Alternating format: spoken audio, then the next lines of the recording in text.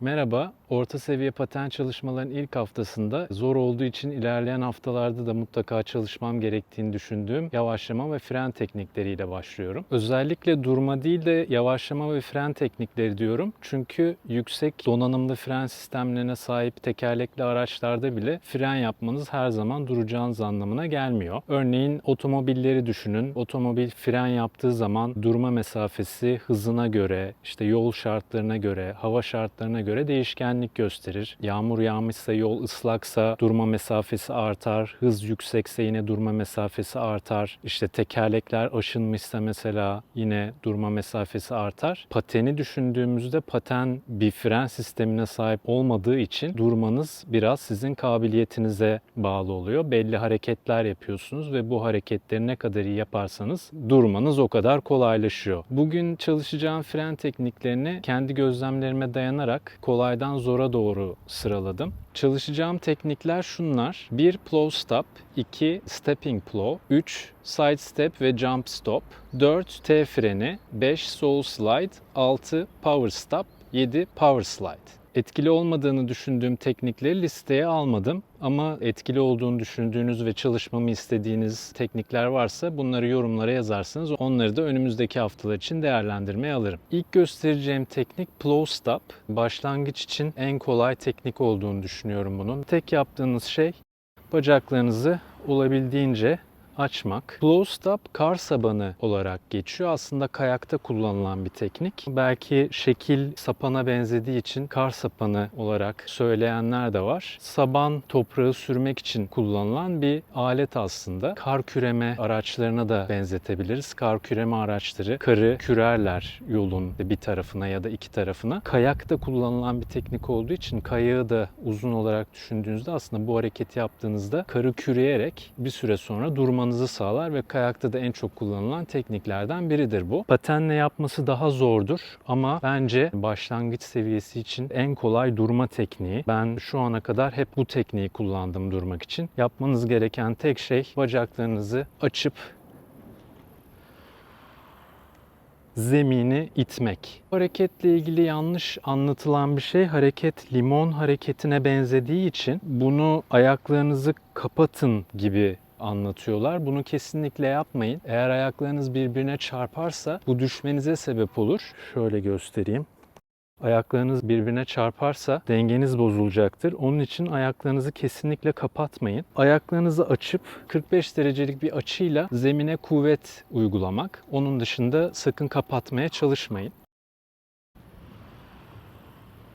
Avantajları ve dezavantajları var. En büyük avantajlarından biri sürtünme az olduğu için tekerlekleriniz daha az aşınır diğer pek çok tekniğe göre. Ama bacaklarınızı açmanız gerektiği için her alanda, her şartta kullanamayabilirsiniz. Paten yaptığınız yol dar bir yolsa, dar bir bisiklet yoluysa mesela ayaklarınızı yeteri kadar açamayacağınız için bu tekniği uygulayamayabilirsiniz ya da iyi uygulayamadığınız için durma mesafeniz artar. Çok yüksek hızlarda etkili olmayabilir. Yeteri kadar güç uygulayamazsanız durma mesafeniz de uzar. Onun için daha çok başlangıç seviyesi için, düşük hızlar için uygun bir teknik.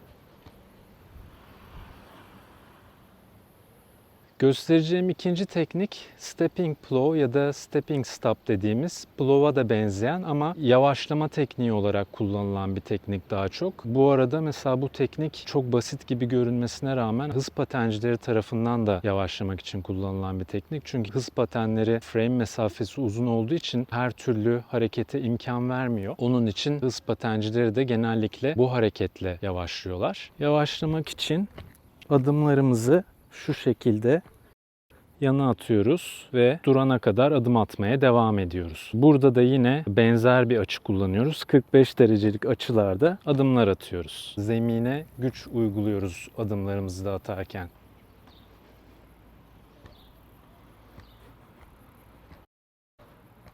hızım yüksek olmadığı için çok şey görünmüyor ama yüksek hızlarda da yavaşlamak için kullanılıyor. Hatta çok yüksek hızlarda bile kullanılabilecek bir teknik. Avantajları, sürtünme çok az olduğu için neredeyse hiç tekerleklerinizi aşındırmıyor. Ama dezavantajı da tabii etkili bir hareket olmadığı için, bir fren değil de yavaşlama tekniği olduğu için durma mesafesi oldukça uzun. Ama yavaşlamak için kullanabilirsiniz. Bu arada şunu da anlatacağım. Bu tekniklerin sadece bir tanesini kullanmak yetmeyecektir. Eğer YouTube'dan yabancı patencileri, şehir patencilerini takip ediyorsanız birkaç tekniği bir arada kullanarak yavaşlayıp durduğunu görmüşsünüzdür. Ben de aslında birkaç tekniği birden kullanarak yavaşlamayı da deneyeceğim. Bu hafta olmasa bile önümüzdeki haftalarda dediğim gibi tekrar geliştirerek bunları deneyeceğim. Şimdi jump stop'u deneyeceğim. Bu aslında etkili bir durma tekniği ama bu da çok yüksek hızlar için uygun değil. Çok kolay bir teknik değil aslında. Kayarken çok ani bir durumda belki düşmeyi de göze alarak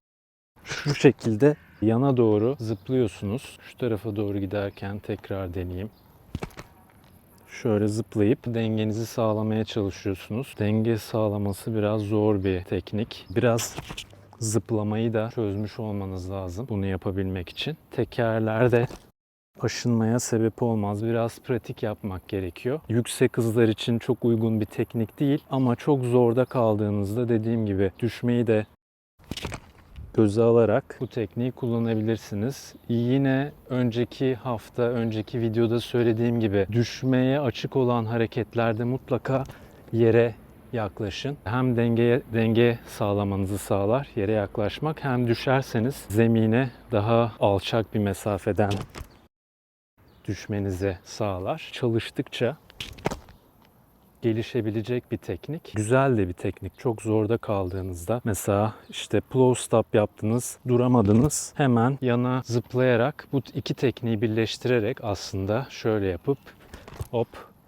bu şekilde durabilirsiniz. Dediğim gibi yani tek bir teknik çoğu zaman işinize yaramayacaktır. Onun için birkaç tekniği bir arada kullanmaya alışın. Dördüncü tekniğimiz T freni. Çok basit bir teknikmiş gibi anlatılıyor. Çoğu durumda başlangıç seviyesi olarak anılıyor ama tek ayak dengesi gerektirdiği için, yani bu ayağınızı kaldırıp arkaya koyamıyorsanız yapması çok zor bir teknik. Onun için bence kesinlikle başlangıç seviye bir teknik değil. Bu ayağınızı kaldırıp arkaya sürtmeniz gerekiyor. Drag stop da deniyor buna. Sürükleme freni.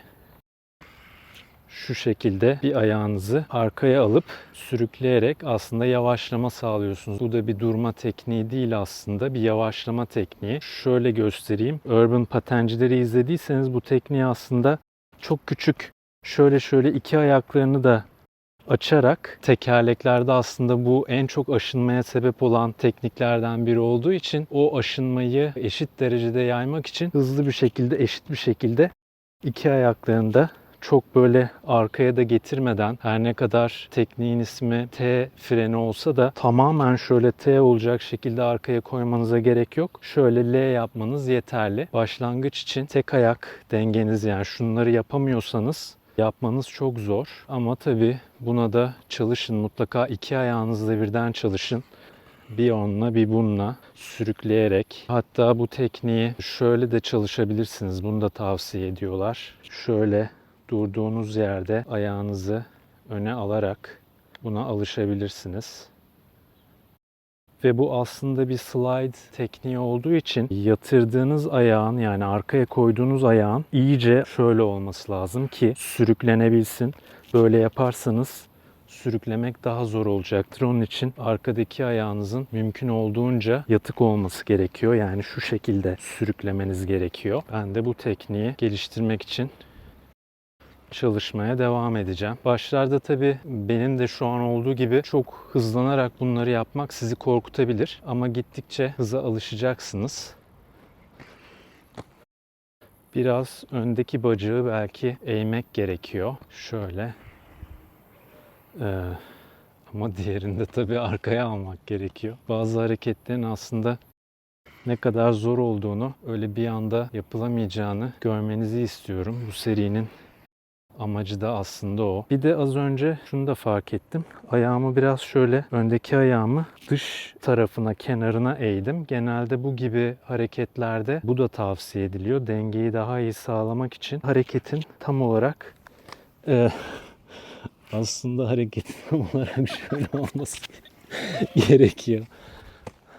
Aslında hareketin tam olarak evet şöyle olması gerekiyor. Yani bu tabii biraz da abartı versiyonu ama şimdi tekrar deneyeyim. Evet, bakın oraya doğru yapayım.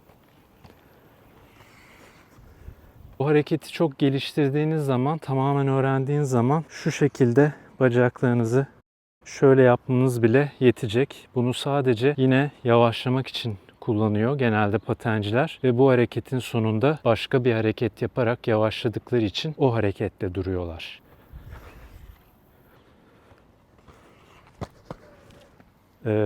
Ayağınız çok geriye giderse gördüğünüz gibi bu T'ye çok giderseniz ayağınız geriye doğru hareket edip düşmenize, dönmenize, geriye doğru dönmenize sebep olabilir. Ona da mutlaka dikkat edin.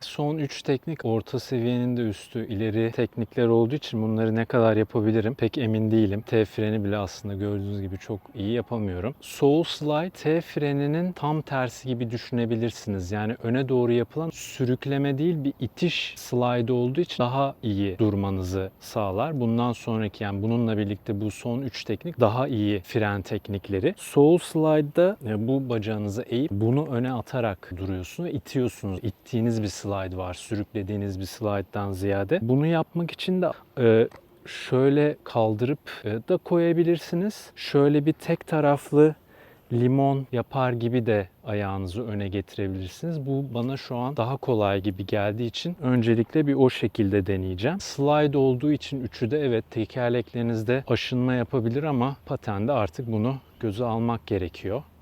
Bacağımı eğiyorum ve diğerini öne doğru kaydırmaya çalışıyorum.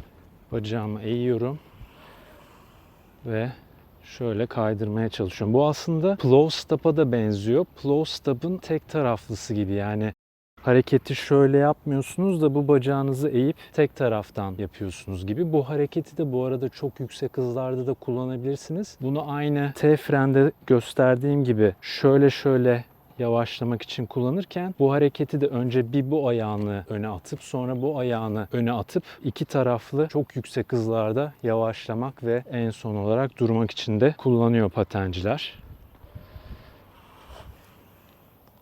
Ben tabii tam yapamıyorum ama hareketin mantığı bu. Yine bu harekette şu ayağımın şöyle dışa basması gerekiyor. Pozisyonun şu olması gerekiyor ve genelde de ağırlığı kollarla dengelemeye çalışıyorsunuz. Çok da zor bir hareket değil gibi yani birkaç hafta çalışılsa yapılabilecek bir şey. Biraz esneklik de gerektiren bir hareket. Vücudunuzun o şekle de alışması gerekiyor. Çok kolay bir şekil değil. Şu an tabii çok hızlı gitmediğim için durabiliyorum gibi görünüyor ama biraz daha hızlı gitmek gerekiyor bu hareket için. Evet bakın biraz bu bacağım kaydı. Bu harekette de yine slide yapan bacağınız, öne aldığınız bacağınız ne kadar yatay olursa o kadar iyi olur. Bu bacak dik olursa yatırmazsanız buna takılıp düşebilirsiniz. Yani slide atan bacağın her zaman T frende de diğer slide'larda da hep eğik olması lazım. Diğer bacağımla da biraz çalışayım. Bakın mesela bununla hiç yapamadım. Direkt dönmeme sebep oldu çünkü eğemedim bacağımı. Evet. Eğdiğiniz zaman o kaymayı, slide'ı hissediyorsunuz ama eğemezseniz kesinlikle kaymıyor ve dönmenize sebep oluyor. 45 derecelik yine bir açı olduğu için. Sondan bir önceki tekniğimiz zor olan bir teknik. Power stop. Buna hockey stop da deniyor ve bu daha çok buz okeyinde kullanılan bir teknik. Buz daha kaygan bir zemin olduğu için buz okeyinde bunu yapmanın daha kolay olduğunu söylüyorlar ama böyle bir zeminde, özellikle bu basket sahasının zemini de çok kaygan bir zemin değil. Slide'ları yapmak çok zor. Bu biraz paralel dönüşe benziyor. Yani paralel dönüş yapar gibi yapıp kendinize bir ekstra ivme kazandırıp şöyle duruyorsunuz. Şu an bu zeminde çok kaymadığı için bunu yapabilir miyim? Çok emin değilim. O itkiyi sağlamak biraz zaman isteyecek büyük ihtimal. Ben daha çok paralel dönüş yapıyorum ama aslında bunu bir kez saha ıslakken şu tenis kortunda yapıyor gibi olmuştum paralel dönüş yaparken. Yine edging yapmanız gerekiyor bu arada.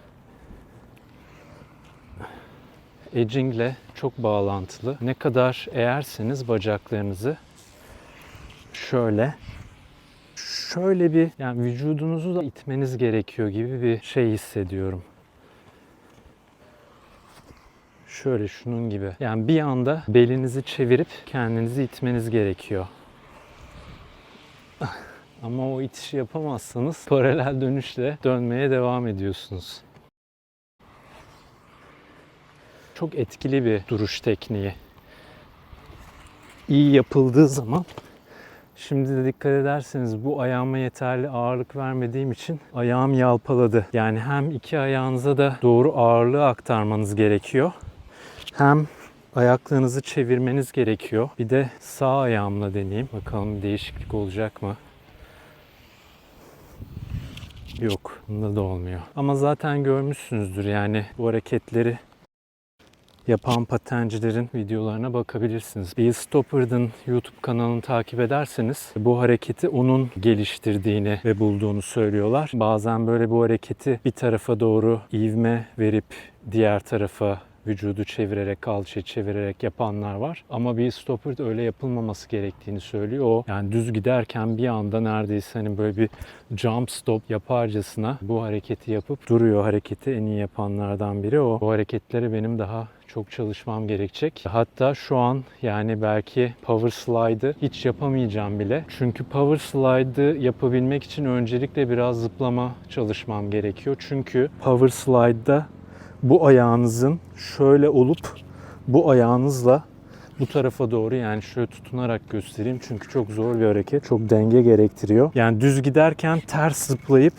şu şekilde kaymanız gerekiyor. Ben düz giderken en fazla şu an 90 derece dönebiliyorum. Bunu yapabilmek için hem 180 derece dönüp hem de ayağımı şu şekilde koyup kendimi kaydırmam lazım. Orta seviyenin de üst seviye bir çalışma olduğu için bu son 2-3 teknikle bayağı uğraşmam gerekecek. Öncekilerle de mesela T freniyle de uğraşmam gerekecek. Onun için ben çalışmaya devam edeceğim. Önümüzdeki hafta hangi tekniği çalışacağımı aslında karar vermedim. Yani hangi çalışmayı yapacağıma diyelim. Daha doğrusu karar vermedim. Bir fikriniz varsa yorumlara yazabilirsiniz. Ben de ona göre hazırlanıp çalışmayı şekillendiririm. İşte dönüş teknikleri olabilir, zıplama teknikleri olabilir. Yorumlarda buluşalım. Haftaya görüşelim.